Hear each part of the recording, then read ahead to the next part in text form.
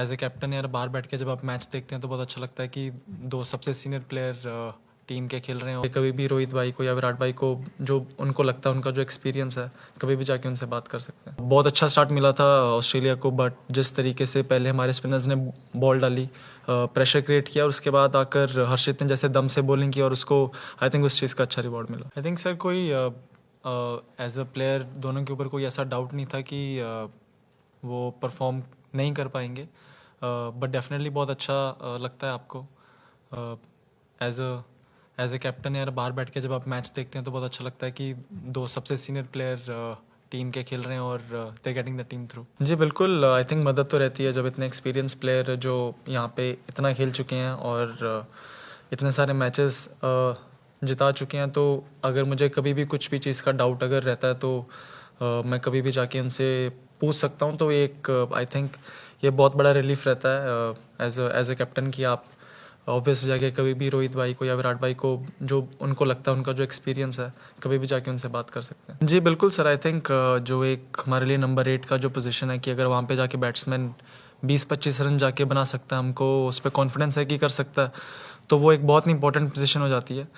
And I think अगर आप देखें बहुत ही कम फास्ट बॉलर ऐसे जो लंबे हैं 140 प्लस डाल सकते हैं, तो ऐसी विकटों पे या फिर आगे हम अगर देख रहे हैं साउथ अफ्रीका के लिए वैसे विकटों पे ऐसे बॉलर आई थिंक बहुत इंपॉर्टेंट हो जाते हैं आपके लिए, बिकॉज मिडल ओवर्स में देखा कि बॉल में ज़्यादा मूवमेंट नहीं होती है ऑफ द विकेट, तो अगर आपके पास अच्छी हाइट और अच्छी पेस है तो आप चांसेस क्रिएट कर सकते हो। एंड आई थिंक वही हुआ, बहुत अच्छा स्टार्ट मिला था ऑस्ट्रेलिया को, बट जिस तरीके से पहले हमारे स्पिनर्स ने बॉल डाली, प्रेशर क्रिएट किया और उसके बाद आकर हर्षित ने जैसे दम से बॉलिंग की और उसको आई थिंक उस चीज़ का अच्छा रिवॉर्ड मिला। मेरे को मेरे घर वाले भी बोल रहे हैं कुछ ना कुछ टॉस के लिए।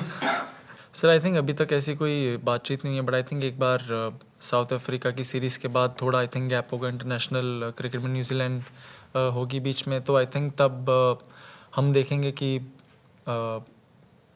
इन टच कैसे प्लेयर्स को कैसे रखना है, तो तब आई थिंक डिसीजन लिया जाएगा। He is actually in the hospital right now, he is under the screening of doctors. जी सर बिल्कुल, आई थिंक जिस पिछले मैच में भी देखा कि एक बार जब बॉल पुराना हो रहा है तो फास्ट बॉलर्स का अच्छा आ रहा है बैट पे, तो यही प्लान था, इसीलिए कुलदीप को लेकर तो मिडल ओवर्स में हम कैसे विकेट ले सकते हैं, कैसे उनके ऊपर प्रेशर डाल सकते हैं। एंड आई थिंक एक पूरे अपने स्पेल में वॉशी ने 10 ओवर डाल दिए, इतनी अच्छी बॉलिंग कर रहे थे वो। एंड दूसरे एंड से फिर क्योंकि वो कंट्रोल कर रहे हैं, दूसरे एंड से फिर तुम अटैक कर सकते हो, अपना मेन बॉलर डाल सकते हो। अगर तुम्हें लग रहा है उस दिन की किसी रिस्ट स्पिनर का अच्छा जा रहा है तो उसको डलवा दिया, अगर अच्छा लग रहा है कि किसी फास्ट बॉलर से छोटे छोटे स्पेल से अच्छे दम से करवा सकते हो। एंड आई थिंक ये सारी चीज़ें डिपेंडिंग ऑन क्या सिचुएशन है, किस हिसाब से आपको लग रहा है कि यहाँ पे कौन से बॉलर आपके लिए चांसेस क्रिएट कर सकते हैं, तो वही हमारी थिंकिंग रहती है कि जो बॉलर हमारे लिए चांसेस बार बार क्रिएट करते रहे। नहीं तो वनडे क्रिकेट में स्पेशली एक बार गेम आपके हाथ से निकलना शुरू हो जाता है, स्पेशली 5 फील्डर अंदर है, तो आउट करना बहुत मुश्किल हो जाता है। जी आई थिंक यहाँ आने से पहले ऐसे कोई बैटिंग में नहीं लग रहा है कि कुछ है। कभी कभी होता है ऐसे कि आप स्टार्ट्स मिलते हैं आपको, अच्छा शॉट हाथ में चला जाता है, एक पहले मैच में डाउन द लेग आउट हो गया, तो इतना ज़्यादा मैं सोच नहीं रहा हूँ अपनी बैटिंग के ऊपर कि कुछ काम करने की ज़रूरत है। कभी कभी होता है 2-3 मैच आप ऑब्वियसली चाहते हो एज अ बैट्समैन कि आप हर मैच में परफॉर्म करो टीम के लिए, but I am not to worried about my performance.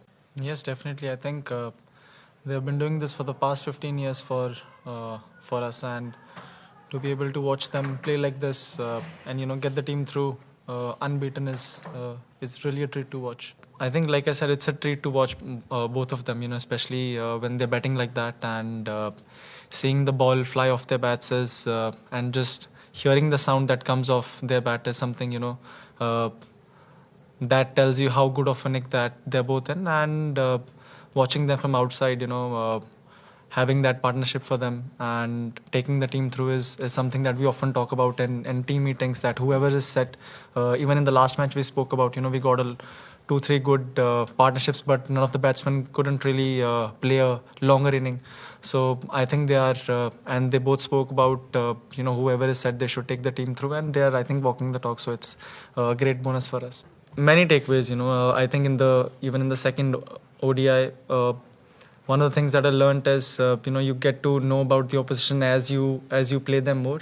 You get to know more about their players as you play them more. And I think even in the second game, there were a lot of learnings for us. I think we were very close. If we would have, taken those couple of chances, you never know. More pressure on them. This series could have been different for us.